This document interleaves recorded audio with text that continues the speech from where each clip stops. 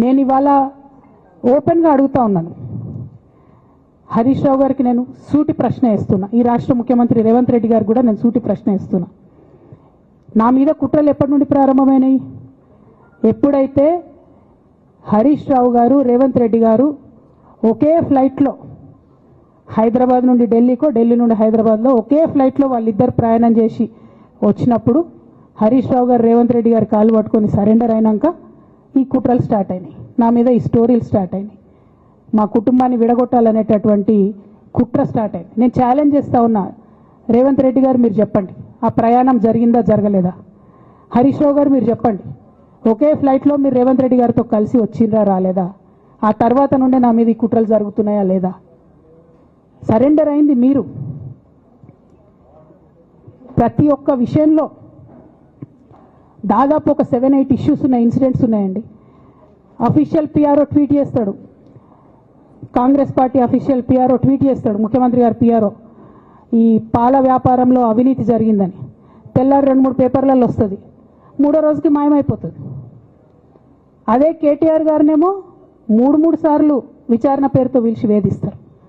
అంటే కేసీఆర్ కుటుంబం నికార్స్గా బరిగీసుకొని కాంగ్రెస్ పార్టీతో రేవంత్ రెడ్డితో కొట్లాడుతున్నాం కాబట్టి మా మీదనేమో కుట్రలు జరుగుతాయి, మా మీదనేమో కేసులు పెడతారు. మీ మాత్రం 1 or 2 days హెడ్లైన్స్ వస్తే తర్వాత న్యూస్ గాయబవుతుంది. ఎన్ని జరగలే చెప్పండి హరీష్ రావు గారి విషయంలో? ఫస్ట్ పాల వ్యాపారం మీద ఏమొచ్చినాయి ఆరోపణలు? ఆనాడు బీఆర్ఎస్ పార్టీ గవర్నమెంట్లో SC ST BC హాస్టళ్లకు Harish Rao గారి పాల వ్యాపారం నుంచి పాలు సప్లై చేసిరనే ఆరోపణలు అయోధ్య రెడ్డి గారు ట్వీట్ చేసిరు. గతం 2 రోజులు పోయిన ఆరోపణ. ఎందుకు? సరెండర్. నెక్స్ట్ ఒక అభియోగం చేసిరు ముఖ్యమంత్రి గారు, రంగనాయక్ సాగర్ దగ్గర ఆయన ఫామ్ హౌస్ ఉంది, అది ప్రభుత్వ భూమి, కబ్జా చేసిండని. 1 day headline, 3rd day news గాయబ్. No case, nothing. కేటీఆర్ పరిస్థితి ఏంటి? ఎన్ని కేసులు పెట్టిరు కేటీఆర్ అన్న మీద? ఎన్నిసార్లు పిలిచిండు విచారణకు? ఇప్పుడు రాజకీయాల కోసమో ఇతర కారణాల చేత అభివృద్ధిని అడ్డుకుంటే మనకు మనమే మరణ శాసనం రాసుకున్న వాళ్ళం అయితము.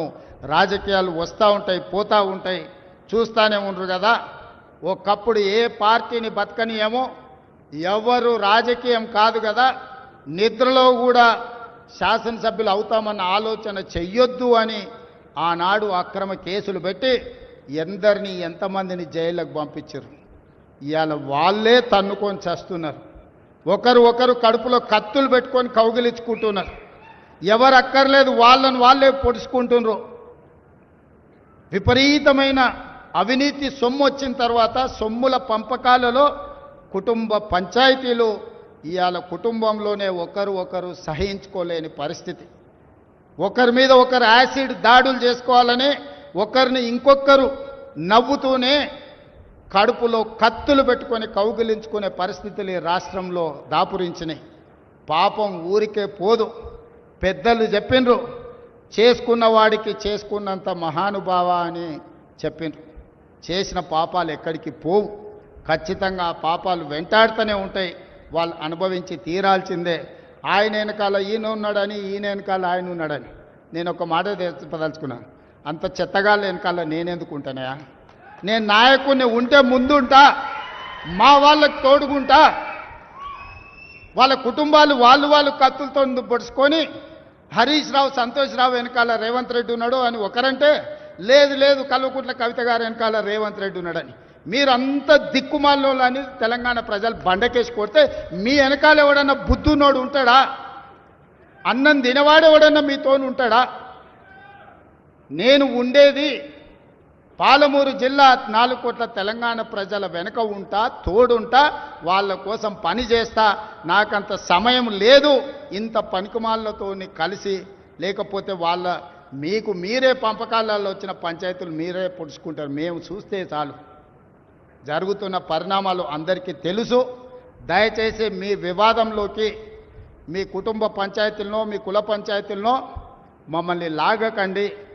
మాకెలాంటి ఆసక్తి లేదు. మిమ్మల్ని ఎప్పుడో ప్రజలు తిరస్కరించిండ్రు.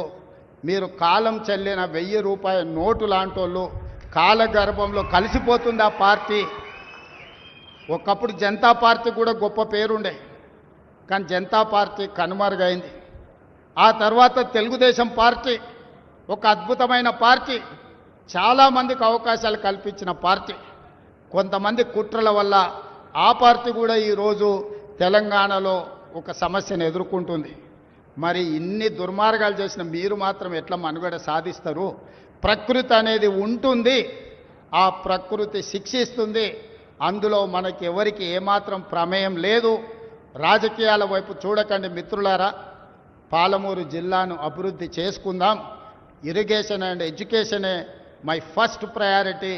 ఇరిగేషన్ అండ్ ఎడ్యుకేషన్ వస్తే ఆటోమేటిక్గా ఎంప్లాయ్మెంట్ వస్తుంది. ఎంప్లాయ్మెంట్ వస్తే మనమే ఆదర్శంగా నిలబడతామని తెలియజేస్తూ మీ అందరి దగ్గర సెలవు తీసుకుంటున్న